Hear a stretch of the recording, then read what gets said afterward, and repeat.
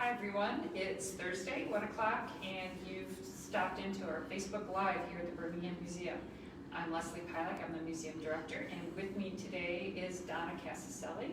And we have a program today that is going to touch on some aspects of Mother's Day, and important mothers in Birmingham, and some of that also touches on our current exhibit. And before we get started, I should say that we're in the middle of a possible rainstorm experience. So we're on the porch of the of the Allen House. You might hear a little thunder booming from time to time. We can't control that, so chalk it up to Michigan spring. Okay, so the topic, Mother's Day and mothers in Birmingham and history, and that covers a lot already. But first of all, I think it helps to have some historic context. When we're talking about mothers, you have to kind of look at motherhood in general. You can consider some cultural aspects of being a mother. And since we're all about the history and settlement of Birmingham, we do know something about some of the early families and how some of those young mothers were connected. So Donna and I are going to definitely touch on that. But before we get to that, keep in mind, if you will, that infant mortality really has been high throughout all of human history until the recent last number of decades, really. It still is high in some areas. And that was exacerbated by disease and some of the other problems that would happen out in the rural setting of, in our case, we're talking about pioneer period Oakland County. So that has a lot to do with what it meant to be a mother. The other big factor was how women's roles were perceived and what was seen as the ideal woman's role was to produce a lot of children, at least in that period of American history. So, you know, your value as a woman often was defined by how many children did you have, how healthy were they, and many women actually had pregnancies and births almost every year of their fertile life. So we're talking about, in many cases, you know, a dozen or more pregnancies. And you can imagine, you know, the toll that would take, health-wise and every other way. But women did manage it. They did survive. Their children, you know, did survive to an extent and continue to found our community. So we are going to talk about the positives too. So I'm going to turn this over to Donna because one of our big interests was the Prindle Sisters in the early settlement of Birmingham, and she's done quite a bit of research, and I can throw in a couple comments also. So when the Prindle Sisters came to Birmingham, Margaret Prindle was married to John West Hunter, so she was Mrs. Hunter at the time. And when they moved to Birmingham in 1819, you know, pioneer, no other families around, she came with 3 daughters, all under the age of 7, one of them being an infant. So imagine being a mom, taking care of your kids, having 3, I mean, and some of you, especially, you know, in lockdown now, imagine being in lockdown in the middle of the forest with nothing to do except for the housework and taking care of your kids. She would also come with her other sisters, so John Hamilton would bring his wife, who was Olive Prindle, Margaret's sister. And Olive Prindle would actually have her first baby here in Birmingham, and her name was Elvira. Thankfully, Elvira lived a very long life. Not many children survived. I mean, the infant mortality, as you were saying, was so high. Infant mortality, so under the age of 1, 13%. That's a lot of kids that died. And then when you factor in 5 and under, we're reaching 30-40% at a time. So the fact that the first child in Birmingham survived quite a long time, I think is kind of nice to know. And they would also come with their third sister, Mariah Prindle, who would end up marrying John West Hunter's little brother, Daniel Hunter. So it was kind of a very tight-knit community. At least these women had each other to help with all the children that they would have here in Birmingham. In fact, lots of settlers in the new territory here, Michigan and elsewhere, would come in family groups. And we didn't even know that the Prindle sisters were sisters until we were starting to look at, who was John Hamilton's wife? Who was John Hunter's wife? And we went, oh my gosh, they were all siblings, they were sisters. So the connection between those three families was probably the sisters, as well as the fact that the men knew each other right after the war. So that would solidify it and kind of do a double down on that sense of community. But thankfully, when you were pregnant and you were going into labor, if your sister just lived in the next 160 acres over, it wasn't going to be hard to get help. And that's important, and I think that also contributed to probably the thriving of our early settlement here. Another mother that I would love to talk about is Rhoda Bingham Daniels. And the reason why she is very special to me is that we actually have letters to her and letters from her. And it seems that her life did revolve around her children. Before she was married, she was raised in a Puritan congregational family, and her grandfather was a Puritan minister who loved to write her poems about how women were just awful and how everything was a woman's fault, and how basically if she didn't work her hardest, that she was just, well, evil, and children were evil, and children, they were just, everything was bad. Men were great, but women and children bad. And her first 3 children died. So she moved here when she married Hiram Daniels. The Daniels house still stands that she probably would have moved into. And her first 3 babies died, and in writing a letter to her nephew, so Hiram Daniels' nephew, she explains that her child died and that she really needed to introspect, look into herself, and find out how she could be more pious, how she could be more serving of God, because the death of her child was all her fault due to the fact that she wasn't godly enough.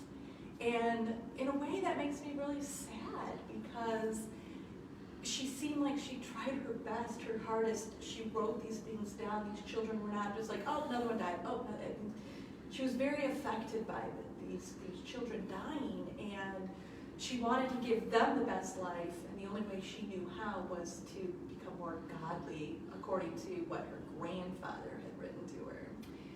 Yeah, I think very rarely do we have the insight into what a mother is thinking and feeling from that period, unless there is a diary that survives. And so this is a really interesting view, and probably not that rare. I think the general belief was, without an understanding of infection and without an understanding of the causes of death to young children, I think the idea that it was an act of God was part of the understanding of how things happened. And if it was an act of God, then did we as human beings, did we as a mother somehow do something wrong and were being punished in some way? I want to make another comment though, because as Donna was saying, the example of Rhoda Daniels is that she felt very bonded to her children, and I think it's important to remember that just like right now, just having a child doesn't instantly bond a woman with her baby. It takes a little while sometimes to get to know what the baby's moods are like and to really bond. Well, that would have been the case then. And another factor that kind of throws a lot of confusion into this is that when a child was named and that child died, a lot of times a subsequent child would be given the same name. People would take on nicknames or be named for mothers, aunts, grandmothers. So that's part of that whole identity thing. And I want to come back briefly to Mariah Prindle was named Mariah, but she took the name of Sarah. Her mother's name was Sarah. She had an aunt named Sarah. There were other Sarahs in the family. Mary, it's like, when you want to find out who Sarah was in that family, you have to be sure which one you're looking for. But think about what that would be like if Sarah meant a bunch of different women. It also might have helped a woman feel connected to her mother. Maybe that was why Mariah went by Sarah later in her life. Okay, so we're going to fast forward though. You're probably ready to hear another story. Another really interesting woman, mother in our history, is Marion Allen. I have some visual aids. So here is a picture from approximately 1910. In this picture, you see a bunch of young ladies. They are high schoolers from Birmingham High at the time. The one on the extreme left, as you're looking at it, is Marion Allen. Marion Allen was the daughter of a local official and mayor, village council member, I should say, Warren Clisby. So Marion Clisby was her single name. She married Harry Allen, who became the mayor of Birmingham later.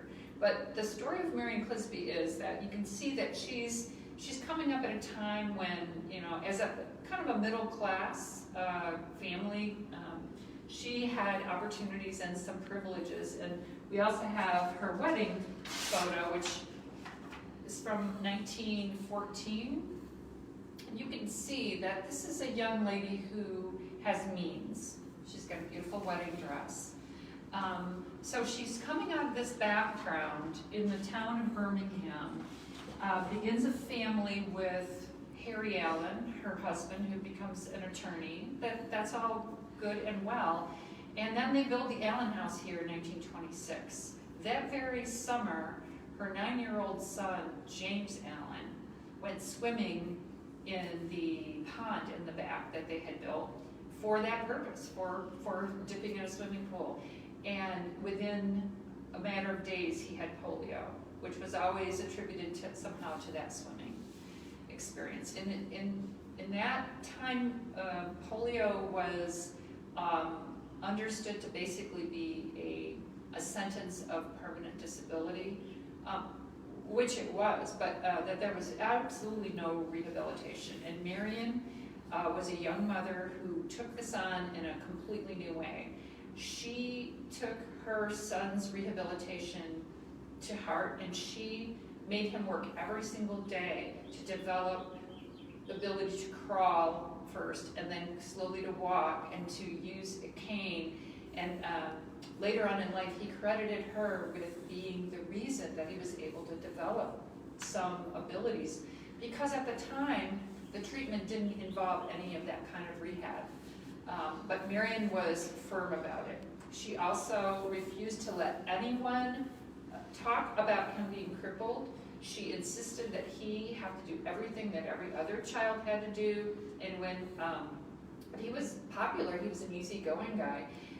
So at one point he had the chance to run for class president, and he wasn't sure he should, and she insisted that he would run for class president, which he did and won. So I think she stands out in my mind as someone who came from a life that looked like everything was basically made for her, and it changed everything when her son, her only son, as it turned out to be, became stricken with polio. In fact, from what we know, he was the only child in Birmingham that we know of that did have polio. So that's a Marianne Allen story. I don't know if you have any other comments about Marianne? Well, James did go on to become commissioner and then mayor of Birmingham himself. So good job, Marion. Right. She was not going to give up on her kids. And when you think about it, she could have. We wanted to touch a little bit on class. She was middle class, maybe a little bit above middle class. But we know that at this time period, a lot of upper class people, they didn't raise their children. They handed it over to a nanny. It's like as soon as you had your baby, here you go. And then, when tea time came around and you wanted to show them off for 1 hour, it's like, bring the kids in. The governess would bring their kids in, and they'd show them off. I don't know if, like you said, we don't know if Mary and Alan would have had the means to do something if they were that wealthy. But she, straight up, like, it was all her. She was James's nurse and his caretaker and his rehab partner and his motivator, and it seems that that she gave everything else up. Definitely for her position in town, she should have been on the library board and the literary board and this board and that board, and her son was more important than her social obligations. So good for her. But another person, maybe not of the same means as Marion, but another good mother here in Birmingham, I think, was Alice Foraker. When we talk about infant mortality, of course, as hygiene becomes better, infant mortality falls. We talked about during the suffrage, as soon as women got the right to vote, infant mortality dropped even more. But then the Spanish flu came through in the mid 19-teens, and Alice Foraker had several children. She had Fern and Don, and then she had Jack and Edna. They were twins. Unfortunately, Edna would pass away at 6 months old in the third Spanish flu wave. I've heard people say, oh, well, mothers didn't attach themselves to their babies because they knew that they would die. But I don't think that's true. I think that, as some mothers today are attached to their infants the minute they're born, and some mothers take, like you said, some time to bond. Alice Foraker was so distraught and so destroyed over her daughter's death that they packed up the entire family, moved out of the Hunter house where they live, and took a 3-year hiatus back to her parents in England. They would only return to Birmingham when she had her other daughter, Barbara Jean, and they came back with an infant. So I think Edna's death really hit her hard, much harder than I think some people would expect, thinking, oh, well, infant mortality was so high, women must have just been whatever. I think that kind of, between Rhoda Daniels and Alice Foraker, I think that should dismiss that myth that women didn't care about their kids. I think they loved them just as much then as they do now. I think you have to ask yourself, who was writing that history? That women, didn't care about their kids, and I'm guessing it wasn't women writing that. But I do think that, that first week or two after birth, when women are, especially if they're first child, figuring out how to do nursing, actually breastfeeding was a plus in terms of infant health. So the working class women who had no other option but to breastfeed were actually giving their children a healthy start and doing more than they probably realized. But I think the other living conditions, hygiene issues, people used pit toilets for all the way into the early part of the 20th century, and chamber pots, and there are just all kinds of sources of things. And even though a woman could keep a clean house, she could blame herself for illness that affected her children that she might not have been able to control. Right. So I think being a mother, I think it's definitely tough. It's greatly rewarding. But it wasn't until like the mid to later 19th century that people started actually thinking and celebrating motherhood, which brings us to Mother's Day. I like to know that Juliet Blakely here in Michigan actually instituted a local Mother's Day all the way as far back as 1870, much earlier than the national 1914 with, what's her name? Anna Jarvis. Oh. Yeah, Anna Jarvis would celebrate her mother when her mother passed away. She would try to institute a National Mother's Day. Woodrow Wilson would finally sign it into law in 1914 to celebrate moms. To be like, hey, you know what? You guys are doing a good job. Yeah, but I have to throw something in. I mean, Woodrow Wilson was also getting pressure because of the women's suffrage movement. And he wasn't moving very fast on that, in their opinion, and so this was probably easy for him. Okay, I'm not going to give you the vote, but I can give you Mother's Day.